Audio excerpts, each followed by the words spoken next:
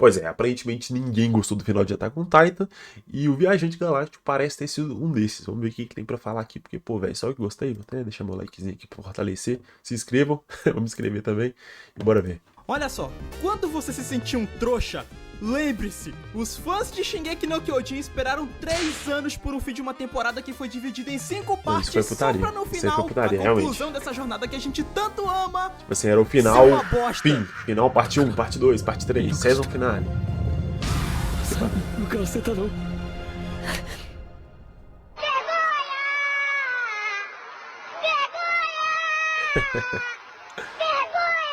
O final do Shingeki no Kyojin é a maior trollagem já feita na história do entretenimento. Porque não é possível que o Isayama tenha escrito esse negócio em pleno juízo das suas capacidades mentais. Com certeza ele não tava puro. E lembrando que esse vídeo vai ter spoilers, então fique esperto. Mas primeiro, já vai deixando o seu like pra fortalecer, porque ele é bem importante. Também se inscreve no canal, ativa o sininho e me segue lá no Twitter, ok?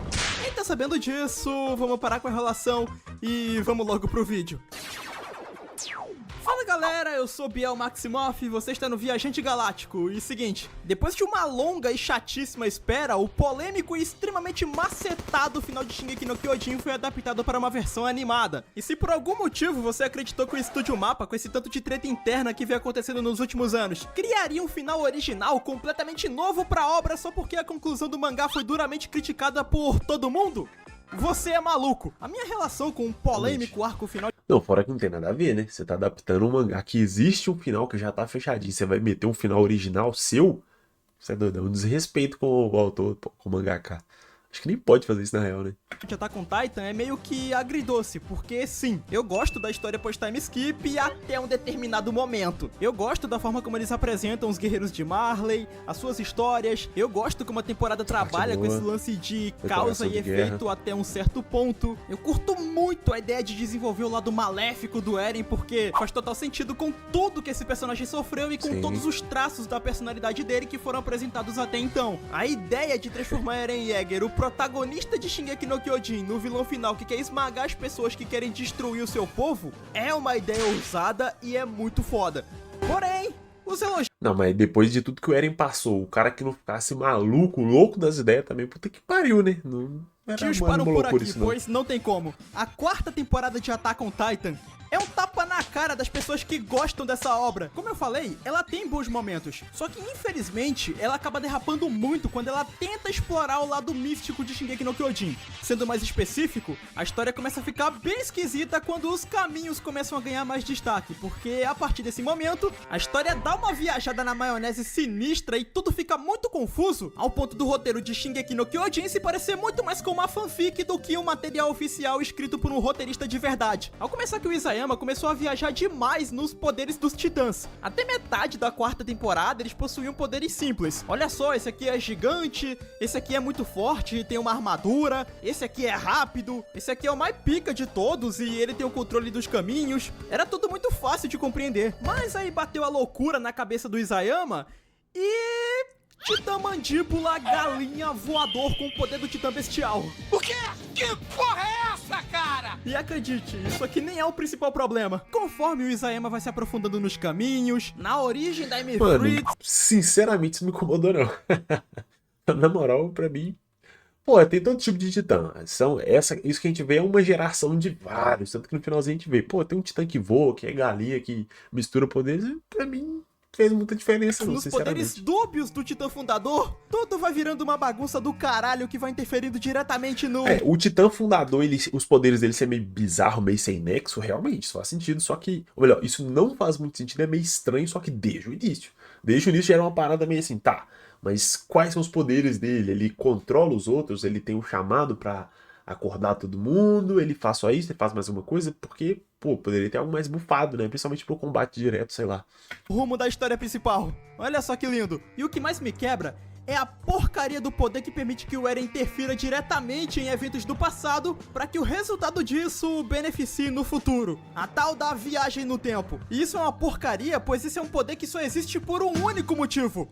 Plot twist desnecessário. Conforme o Isayama foi produzindo o mangá de Shingeki, ele percebeu que os momentos que mais impactavam o público foram as suas reviravoltas, que até a terceira temporada eram muito bem feitos e muito bem construídos. Vendo que o plot twist era um dos elementos que mais bombavam Shingeki no Kyojin, o Isayama resolveu entupir os últimos 15 episódios com reviravoltas idiotas que não faziam o menor sentido e que ninguém pediu. Pega, por exemplo, a cena do Eren do futuro instigando o Grush Jäger a tomar o poder do Titã Fundador e a massacrar a família Reis. Essa cena é boa?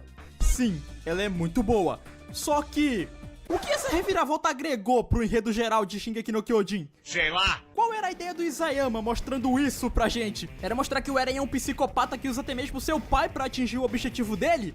Ok, funcionou. Só que de que adianta tu mostrar uma cena dessa pro público, sendo que a tua intenção final é mostrar que esse ser abjeto, na verdade, é o grande herói da história? De que serviu essa revelação, sendo que a intenção original do autor era jogar todo o desenvolvimento desse personagem no lixo? É um plot twist gratuito que, se não existisse na história, não faria a menor diferença, porque...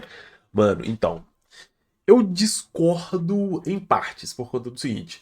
No vídeo do Eren que eu fiz, eu deixei bem claro um ponto. A história e a conclusão do arco do Eren não é ruim, ela é mal desenvolvida em certos momentos. Eu acho que o que faltou pro Isayama realmente trabalhar o Eren melhor pra fazer a transformação dele fazer sentido, o auto-sacrifício estilo Lilout dele, fazer mais sentido, é dar mais momentos de fragilidade pro personagem. Porque durante boa parte da obra a gente vê ele meio que oscilando. Uma hora ele tá super motivado, principalmente no começo, depois ele começa a ficar em dúvida, pensar, pô, o que eu acredito é verdade ou não é? Eu quero matar os titãs, mas os titãs eram pessoas. Agora eu tô querendo matar pessoas? Beleza, então eu tô aqui pra proteger a ilha, porque é o mundo, é o que sobrou da humanidade. Mas na verdade, existe um mundo fora. Nós somos os vilões ou nós somos os heróis e tal? Isso deixa o personagem confuso, isso é legal, deixa a gente com a mesma sensação que o Eren. A gente se conecta com ele porque a gente tá tão confuso quanto ele, sem saber muito bem o que é certo e o que é errado. Só que chega no final e ele simplesmente vira o cara Edzão, o Guts. Fala, não, agora eu tô com o cabelo grande aqui, sou bombado, gostoso e foda-se, vou matar todo mundo, pau no seu cu aí. Tá ligado? Tipo, faltou os momentos de ele repensar, dele sofrer, tipo assim, pô, mas será que eu tô fazendo certo nesse sacrifício? Será que esse realmente é o único caminho? Será que esse é o único jeito? Então, quando chega no final e a gente descobre que tudo foi um auto-sacrifício dele, que ele nunca foi esse cuzão em nenhum momento, e ele só tava se fazendo pra poder cumprir um plano e salvar todo mundo, meio que você não compra muita ideia. Você fica, tá, mas por que em nenhum momento ele deu uma pista disso? Pra preservar a surpresa, só que perde a construção do personagem.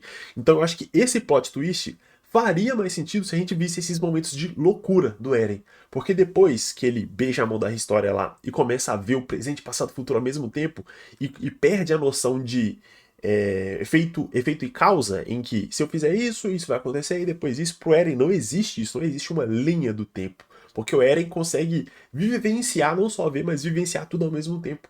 Então, pra ele, o que tá acontecendo agora já aconteceu, assim como o futuro já aconteceu. Então, tudo já tá estabelecido. Dá pra dizer que o personagem ficou louco por conta disso, porque pra gente, e aí trazendo um pouco mais pra realidade, pro ser humano, pro cérebro que a gente tem funcionar de forma normal, a gente precisa de ter o conceito de tempo, de causa, efeito, ação e reação, consequência. Pro Eren não tem nada disso. Então, quando ele faz isso, é como se ele enxergasse isso como o passado que eu preciso fazer para ter o futuro que eu tenho. Tipo, é um paradoxo. Viagem no tempo é um paradoxo. Então, eu não acho que essa reviravolta não fez sentido ou não fez diferença para a história. Eu acho que faz, só que faltou um pouquinho de tempo. Eu acho que o final foi meio corrido. E faltou esses pontos aí do Eren mostrando meio que essa loucura, o quanto ele tava doido, o quanto essa questão, principalmente da viagem no tempo, mexe com o personagem. Eu acho que isso aí que faltou, não foi nenhum problema da reviravolta do plot twist em si, mas enfim. Primeiro, não é nenhum absurdo imaginar o Grush Jäger tomando tal atitude, afinal de contas, ele é um revolucionário que conhece a maldade do Império de Marley. Então não é difícil acreditar que ele tomaria o poder do Titã Fundador para que o povo de Paradis conseguisse se defender. E a maior prova disso que eu tô falando é que antes dessa reviravolta do Eren ser revelada, eu nunca vi ninguém questionando o fato do Grush Jäger ter massacrado a família Reis. Ai, o Grisha jamais seria capaz de fazer isso. Eu nunca vi ninguém falando isso, mano. E segundo, Essa cena só existe pra mostrar que o Eren agora é vilãozinho. Essa reviravolta isso aí é é completamente gratuita. Fora que ao inserir esse poder extremamente roubado na obra, isso acabou criando um furo de roteiro que encucou a cabeça de muita gente durante muito tempo, que foi, se o Eren pode voltar ao passado e alterá-lo com o poder do Titã Fundador e do de ataque também, por que ele não voltou ao passado e salvou a mãe dele? E a forma que o Isayama usou pra contornar esse furo... Não, aí é aquilo que eu acabei de falar. O Eren não volta pra resolver o problema porque ele entende, do ponto de vista dele, nada é mutável realmente. Ele, tanto o futuro quanto o presente e o passado são coisas que não dá pra mudar. Só que pra alcançar o futuro X, ele precisa do passado tal. Então ele volta. É um paradoxo, é literalmente um paradoxo. Não tem uma explicação racional. Mas do ponto de vista do Eren, que tava já com a cabeça toda mexida por conta da viagem no tempo, ele não tinha escolha. Do ponto de vista dele eu não tenho o que fazer. O futuro vai ser assim porque eu vou agir assim no passado. Entende? Essa é... Cara, é confuso, mas faz sentido porque com a perda da noção de tempo, realmente perde a lógica pra gente analisar aqui no sentido de causa e consequência, só faz sentido quando a gente tem a noção de tempo. Quando o personagem para de ter a noção de tempo, não tem jeito. Porque o que vai acontecer, já vai acontecer de qualquer forma, não dá pra mudar. Então, só que pra chegar nesse ponto, ele precisa de fazer alguma coisa no passado, e daí ele volta. É uma loucura, mas faz sentido dentro da premissa de que o personagem perdeu o senso de presente, passado e futuro. É meio que isso. Foi muito simples. Sabe por que o Eren não voltou no tempo e salvou a mãe dele, já que esse foi o evento que iniciou toda essa matança, todo esse ciclo de ódio que Shingeki no Kyojin tanto trabalha? É porque foi o próprio Eren que mandou o Titã da Dina Fritz devorar a Carla. É por isso. Plot twist. Eu não vou perder muito do meu tempo. Não, tipo assim, eu tô aqui meio que tentando ser o advogado do diabo pra poder passar um pano pra Attack on Titan, mas realmente, as coisas foram mal trabalhadas em alguns momentos. Isso eu concordo, tanto que eu falei, o final foi corridão. E tanto que esse monte de cena, principalmente plot twist, ficou mal explicado. Só que não acho que seja um furo de roteiro, sendo bem sincero. Acho que realmente é que faltou tempo pra explicar, mas faz sentido Tempo falando internamente. sobre porque... isso só é ridículo e não tem nexo. O cara criou um ódio mortal por titãs e consequentemente pelo resto do mundo porque esse bando de filho da p... matou a mãe dele. Assim que o Eren chega em Marley e inicia o estrondo, a primeira cena que o Isayama mostra é a morte da Carla. Tudo o que tá acontecendo agora é consequência desse momento. Só que, cara, é tão mal escrito que, tipo assim, a temporada inteira constrói o Eren como um psicopata com sonho infantil. O cara tem um total desprezo pelos humanos fora das muralhas e só vai se ver livre quando eliminar todos eles. Tanto que durante o estrondo o Eren é representado como uma criança enquanto ele mata todo mundo. Tudo isso só pra chegar no último episódio e o Eren falar isso aqui. Aí, Armin, desculpa ter matado 80% da humanidade. Eu sou um idiota, mas não tinha jeito. Eu vi que esse era o meu futuro e eu não fiz nada pra mudá-lo, então eu montei um plano. Eu decidi virar um vilão para que vocês, meus amigos, me matassem e assim as pessoas de fora das muralhas que eu tanto odeio pudessem ver que vocês não são demônios, que vocês são gente boa, que as pessoas da Ilha de Parades são heróis. Olha só como meu plano é incrível. Eu poderia ter mudado esse destino trágico, já que eu sabia tudo o que iria acontecer. Poderia, mas eu não quis. E pra isso eu tive que fazer o meu pai matar criancinhas pra eu conseguir poder para tal façanha. E de bônus eu ainda matei a minha mãe para que esse objetivo final pudesse ser concluído com sucesso. Eu até tentei mudar algumas coisas, mas não importa o que eu faça, eu sempre destruo o mundo. Sabe por quê? Porque eu sou um escravo da liberdade. Nada faz sentido nessa merda. A gente passou 10 anos vendo esse maluco detonando o Titã, falando que tá fazendo isso pela morte da mãe dele, pra no final eu matei a minha mãe para que meu destino final pudesse ser cumprido. Ah, vai tomar no rabo, bicho. Ah, Biel, mas isso aí é o paradoxo de Bootstrap. Você não é fã de Exterminador do Futuro? Eu quero que paradoxo de Bootstrap vá pro caralho. Vamos voltar pra cá. Fora que ele fez essa parada toda e não adiantou de porcaria nenhuma. O mundo não enxergou o povo de Parades como heróis. Muito pelo contrário. Foi só eles se recuperarem do ataque do Eren que eles foram lá e destruíram Parades. Parades é destruída no final de Attack on Titan. Inclusive eu acho incrível como o tema principal de Shingeki no Kyojin é o ciclo de ódio, o quanto que o rancor e a vingança são danosos para uma sociedade. A gente tem os soldados de Marley falando que se eles não tivessem atacado Parades por briguinhas do passado, o Eren não estaria destruindo o mundo. Devíamos ter sido melhores. Mas aí chega no último episódio, os guerreiros de Parades salvam o mundo e aí toda aquela bela discussão sobre ciclo de ódio acaba virando isso aqui. Senhores, encontramos uma maneira permanente de acabarmos pra sempre com o ciclo de ódio. E essa maneira se chama bombardeio nuclear. E uma coisa que irrita nesse final de temporada é a forma. Mas é que tá. Aqui eu já acho que o próprio argumento é uma forma de defender até com Titan. Porque o fato do Eren ter feito tudo isso, todo esse plano mirabolante que não faz sentido pensando numa linha cronológica, que tem passado, presente e futuro, e realmente não faz quando a gente leva em conta a linha do tempo, foi por conta, pra passar essa mensagem, foi por conta do objetivo da obra de passar essa ideia pra gente, de que o ciclo de ódio, que a maldade, é uma coisa do ser humano, é inerente à humanidade. E não importa o que qualquer indivíduo fizer, qualquer sacrifício vai ser em vão, porque isso é da humanidade, é algo que não pode ser mudado. Então o fim dos caras falar assim, rapaziada, ó, destruíram tudo aqui, fuderam nossa cidade, mas achei um jeito de fazer a paz, vamos meter bomba nuclear. Véi, é a história da humanidade, no mundo real, tá ligado? É isso, sempre foi isso. Porque a ideia é essa, é passar a sensação pra gente de que o problema disso não são os titãs, não é o Eren, não é a Mikasa, não é o governo, não é Parados, não é Marley.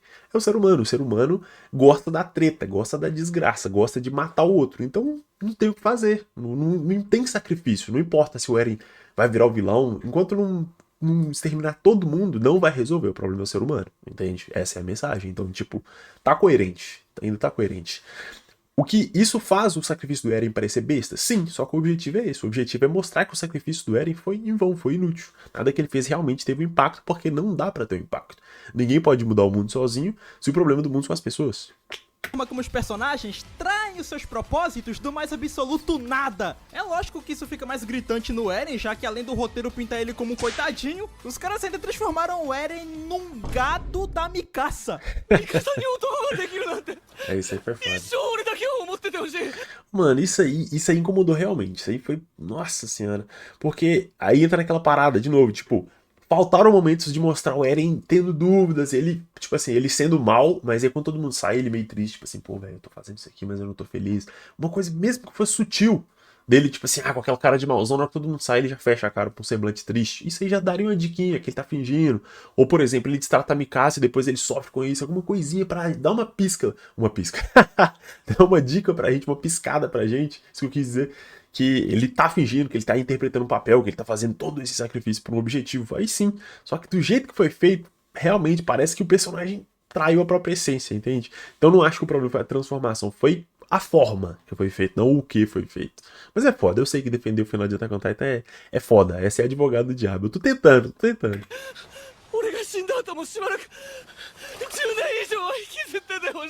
Velho, o que foi isso, cara? Na moral. Gado demais! Tem a própria Mikasa, que no final ela tem todo um arco sobre independência. Agora ela age por vontade própria e não O arco pelo dela é Eren. O próprio Eren manda ela jogar o cachecol fora depois que ele morrer. Pede pra ela viver a sua O finalzinho da Mikasa eu achei meio broxante, porque, tipo assim, toda a história dela é sobre isso. Tipo, não, pá, eu tô aqui, eu fui sequestrada, perdi tudo que eu tinha, ganhei o Eren aqui como família, a família dele, depois perdi a família dele, só fiquei com o Eren. Então ele é tudo pra mim, sou dependente dele emocionalmente. Foi o arco inteiro assim. Aí ela conhece a Ymir, vê a dependência emocional que a Ymir teve do rei lá também, do rei Fritz, né, se não falha a memória. E aí todo o arco é pra isso, ó, não, o Mikasa, você tem que representar, fazer o que a Ymir não conseguiu, você tem que quebrar esse vínculo. Ela vai matar o Eren, você pensa, top, Mac, deu bom. Agora ela foi lá, fez o que a Ymir não fez, então Mikasa wins. Aí chega no fim, ela lá, já casada, tendo filho, uma vida inteira. Você imagina, não, ela superou o Eren. Aí ela vai, senta na árvorezinha e lembra. Ai, Eren, eu gostava tanto de você. Nossa, eu te amo tanto. Porra, velho. Tipo assim, jogou tudo que a gente pensou da evolução da personagem meio que no lixo. Tipo, pô, velho, você tá pensando no Eren até hoje. Tipo, esquece essa porra, tá ligado? Isso eu concordo. vida pra ela ser feliz. A Mikasa tem um desenvolvimento bem bacaninha. Só que aí chega a mais ou porcaria menos. do último episódio. O arco é legal. E a Véi, Shingeki no Kyojin é isso. O arco é bom, a ideia é boa, os personagens são bons. Só que a forma que são feitas algumas coisas caga muito. Mikasa, ela coloca o cachecol de novo, ela dá um beijo na boca da cabeça decepada do Eren que ela acabou de matar. Ela morre com a porcaria do cachecol no pescoço, velho. O Isayama literalmente jogou o desenvolvimento da Mikasa no lixo. E ainda tem a cena dela flertando com o Eren Pombo lá no túmulo dele. Não, até o próprio Eren Pombo, né, tentou levar o cachecol, tipo, mano, me esquece, já deu bom, já tá tranquilo, já passou um tempo aí, esquece essa porra mais não. Ela tá lá com a porra Eren do Polvo! Por favor, os povos sem raça. Só que nada supera o Armin, que é o brother mais pacífico desse anime inteiro. O cara odeia matar, mas depois de derrotar o Eren, ele agradece por ele ter esmagado 80% da humanidade. Foi um baita sacrifício que o Eren teve que fazer. E eles falam que eles vão bater altos papos no inferno, que é o lugar pra onde eles vão. E ele fala isso com um puta sorrisão no rosto. Ah, não, mano, não. Aí é sacanagem. Cara, Se eu falei no vídeo do Armin que, tipo assim, é foda ouvir ele falando isso, mas pensa no contexto. Ali o Eren tá basicamente falando, velho, eu já fiz isso aí tudo, eu tô te mostrando aqui antes de eu morrer, mas, cara, eu já fiz essa merda toda, é por isso que eu fiz isso, esses são os meus motivos, Armin. Todo mundo vai me enxergar como o filho da puta, o vilão, mas eu quero que vocês, que são meus amigos, as pessoas com quem eu realmente me importo, que se importam comigo, saibam a verdade, porque eu ainda quero que vocês lembrem de mim com carinho. E ele vai falando, eu fiz isso pela minha casa, fiz por você, fiz por todas as pessoas com quem eu me relacionei e tal. Mesmo assim eu tô sofrendo, eu tô triste, eu morri, que eu me sacrifiquei, mas eu não sei se vai valer a pena. Eu tô confuso, tô perdido, tô me sentindo completamente maluco por essa porra de viagem no tempo. E aí qual que é a posição do Armin? Ali ele tá como um amigo. Tanto que ele dá um soco no Eren e fala, velho, para com isso, você não pode agir dessa forma. Depois ele vai consolar. Porque ele não adianta ele falar assim, nossa, Eren, você é burro, vamos mudar, não é assim que não vai dar certo. Não, já aconteceu. Ele tá ali pra consolar o amigo. Então o melhor que ele pode fazer é isso, falar assim, não, vamos dividir a culpa. Você fez essa merda aí. O agradecer foi foda, eu concordo.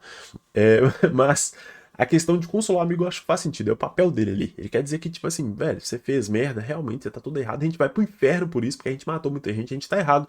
Mas nesse momento, tenta pensar numa coisa diferente, porque aqui agora não vai adiantar. É literalmente o papel de um amigo, tá ligado? Tanto que ele não passou pano, ele deu um socão na cara dele e tudo mais, né? Mas, enfim. o Armin ficou bolado por ter matado meia dúzia de inocentes no ataque a Marley. E aqui ele tá agradecendo o fato do Eren ter matado 80% da população mundial. Isayama, que porra é essa? Que sem noção esse bicho. Que filho de rapariga, que filho de uma puta. E lembra que eu falei que a partir do momento que eles exploram os caminhos, a história dá uma viajada monstra? Então, eu acredito que o maior problema dessa temporada, além do Isayama cagar na cabeça dos personagens, é que ele não explica o real poder do Titã Fundador e suas limitações de propósito. E por que ele não faz isso? Porque basicamente o Isayama usa o poder do Fundador como solução pra literalmente qualquer problema que ele possa ter durante a temporada. O Zeke quer mexer na biologia dos Eldianos e tornar todos eles inférteis, então o que ele faz? Usa o poder do Titã Fundador. O Isayama quer dar uma bufada no poder do Eren e transformar ele no Titã Colossal pra ele poder bater de frente com o Armin. Ah, fala que ele pode fazer isso por causa do poder da Fundação, o Eren pode ser o Titã que ele quiser. Os nossos heróis estão em apuros e eles precisam de reforços brabos pra conseguirem parar o Eren. Sabe aquele reforço de respeito que faz os fãs pularem da cadeira? É desse tipo de reforço que a gente precisa. Ah, então tá de boa. É só eu ressuscitar os espíritos dos titãs falecidos e dizer que isso é possível graças ao poder da Fundação, que tá tranquilo. Ah, para. E na moral, isso É tipo o Edo Tensei na quarta grande guerra ninja. Isso é muito Naruto. bom porque, tipo, é um Deus Ex Machina tão safado, tá ligado? Que quando acontece, a única coisa que você faz é dar risada e ficar curioso pra saber até onde vai essa loucura, porque é uma parada que não tem nexo nenhum. Vamos lá. Para o Eren conseguir entrar nos caminhos e conseguir ativar o estrondo, ele precisava de alguém que tivesse sangue real para conseguir acessar aquele plano, que no caso era o irmão dele, o Zeke. E na teoria, somente quem tivesse sangue real poderia controlar o poder da coordenada. Só que, né, em um certo momento, o Eren foge dos poderes do Zeke e convence a Ymir Fritz a lhe dar os seus poderes para que ele possa destruir o mundo. E a partir daí, o Eren passa a dominar todos os poderes da Ymir Fritz e ele praticamente vira um deus, porque aparentemente essa porcaria desse titã consegue fazer tudo o que ele quiser. Se o Titã Fundador quiser destruir o universo, ele consegue. Só que aí o Armin ele entra nos caminhos e convence o Zeke a ajudar ele. E o Zeke, que em teoria não tinha controle algum sobre os poderes da coordenada porque a Ymir deu os poderes dela pro Eren. É sempre bom lembrar disso. O Zeke simplesmente usa a coordenada que ele não tinha controle pra despertar os espíritos dos titãs originais falecidos, incluindo Grishiegger, Bertolt, e desperta eles no mundo real pra que eles ajudem a aliança. Puta que pariu. E como se isso já não fosse absurdo o suficiente, o Zeke ele consegue sair do corpo do titã do Eren. O Levi aparece, mata o Zeke e do nada o estrondo para! Tipo, por que o estrondo para? parou, sendo que não era o Zeke que tava no comando da coordenada. Eles até tentam explicar, falando que foi a própria Ymir que ajudou o Zeke e por isso ele conseguiu usar o poder da coordenada, sendo que essa mesma Ymir que ajudou o Zeke a parar o estrondo também é a mesma Ymir que iniciou o estrondo junto com o Eren e que tá lá fora tentando matar a aliança que também tá tentando parar o estrondo. Mano, ela dá poder pro Eren virar um titã colossal só pra ele conseguir bater de frente com o Armin, bicho. O que tá acontecendo aqui, velho? Mano, que porcaria essa mina quer, cara? Ela tá achando que é quem? O Pica-Pau? E já que falamos dela, por último, mas não menos importante. Isso aí é foda, velho. Lá vai eu tentar defender a porra do anime. Mano, o que rola? Eu acho que o problema da Ymir todo é porque ela era uma pessoa já completamente quebrada. Uma pessoa que cedeu o próprio desejo pro rei que... a síndrome de Estocolmo, né? Ela foi sequestrada, ela maltratada pra caralho, meio que morreu por conta dele e se apaixonou por ele. Então ela basicamente estava servindo ele de todas as formas. Então pensar que ela age de forma contra a lógica e irracional não é um absurdo. Não é uma coisa que tipo assim, nossa, não faz sentido. Faz sentido na proposta da personagem, que é ser meio louca. Ela tipo assim, ela literalmente tava... Ela era apaixonada, amava o cara que sequestrou ela, escravizou ela, torturou, fez o cara a 4 e era super abusivo pra caralho, ela se amava ele, fazia de tudo por ele, entende? Então isso faz sentido racionalmente? Não. Não, é um transtorno psicológico, é daí o nome. Então, tipo assim, são umas atitudes bizarras que não fazem sentido? Realmente são umas atitudes bizarras que não fazem sentido. Mas, pra personagem que tem esse tipo de transtorno, dá pra entender. Porque ela o tempo todo tá sendo manipulada. Toda hora alguém chega pra ela, na figura do rei Fritz, e fala, não, eu quero que você faça isso. Ela vai e serve. O outro fala, não, eu quero que você faça isso. Ela vai e serve. Alguém fala, convence ela. Ela é uma pessoa totalmente quebrada, o espírito totalmente fudido. Tanto que o arco dela é um paralelo com o da Mikasa, que também é uma pessoa completamente quebrada. O espírito e a mente, o lado emocional todo ferrado. Então faz um certo sentido também. É uma bagunça absurda. O Isayama conseguiu misturar um monte de coisa complexa, complicada, e não desenvolveu tão bem na maior parte do tempo. Mas eu não acho que isso por si só seja um furo. Eu acho que assim, as regras que ele estabeleceu são frouxas. É meio que isso, porque... Igual o Mano que falou, né? Eu não lembro o nome dele agora, esqueci. Mas ele falou que basicamente o que o Isayama fez foi não explicar muito bem os poderes do Titã Fundador, o que a coordenada pode ou não fazer, para ele poder ter Deus Ex Machina em vários momentos, e é o que ele faz. É uma saída meio preguiçosa, meio safada? Sim, não dá pra dizer que não. Mas é um furo de roteiro? Teoricamente não, porque não tá quebrando a regra interna, a lógica interna, bota fé. É meio que eu penso dessa forma.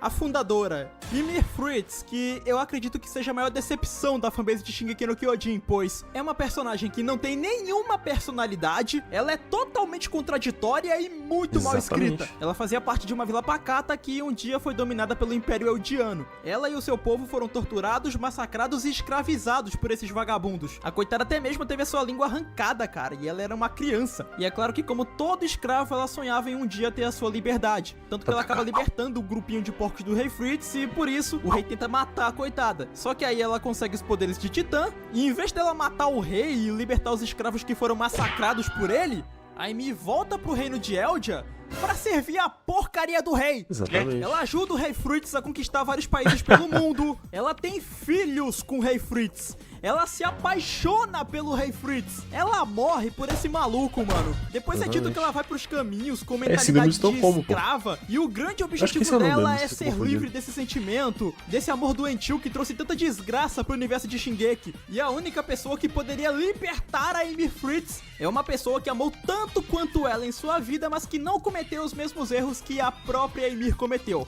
Ou seja, ela precisava da ajuda da Mikasa para que ela finalmente se tornasse livre e pudesse descansar em paz.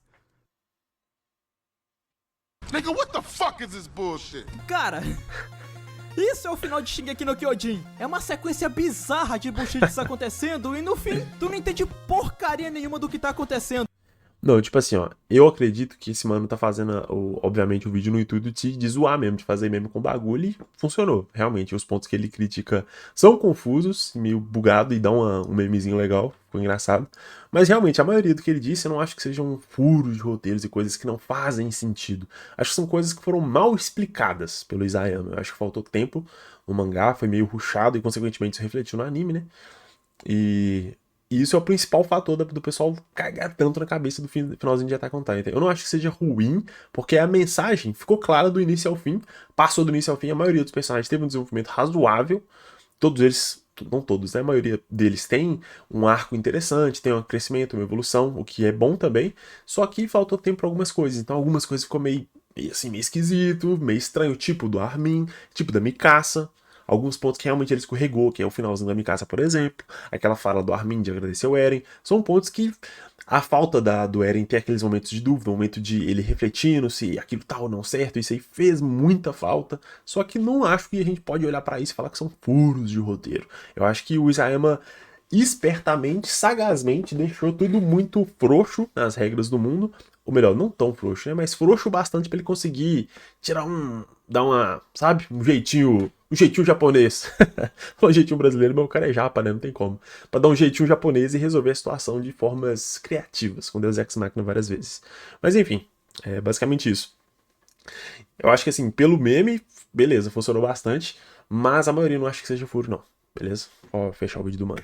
É claro que as batalhas ficaram incríveis, a animação Isso, tá realmente. linda, o episódio todo ele tem um tom muito épico, ele é muito empolgante, mas o roteiro, velho, não dá, cara, é horroroso, ele é confuso, não faz Sim. sentido e destrói tanto com a construção de personagens quanto com os principais mistérios que esse universo tinha. Nem o final de Game of Thrones conseguiu ser tão criminoso, mas pelo menos temos o Eren Pombo Esse aí- chavecando a Mikasa, que por Você incrível doeu que a alma. pareça é a coisa menos estranha desse final.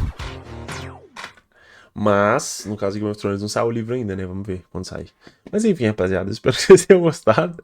Deixem nos comentários o que vocês acham, se vocês odiaram esse final, assim. Honestamente, eu achei que ele foi bom, passou a mensagem, principalmente agora que já passou o calor do momento. Ele fez esse vídeo há um ano, mais ou menos, né? Pelo que tá ali. Então dá pra entender que naquele período tava todo mundo muito puto ainda, mas agora eu acho que o final não foi tão ruim, assim. Só que foi muito longe das expectativas, né? Porque a obra realmente caiu em qualidade no geral. Mas é isso, espero que vocês tenham gostado e vejo vocês no próximo vídeo. Valeu!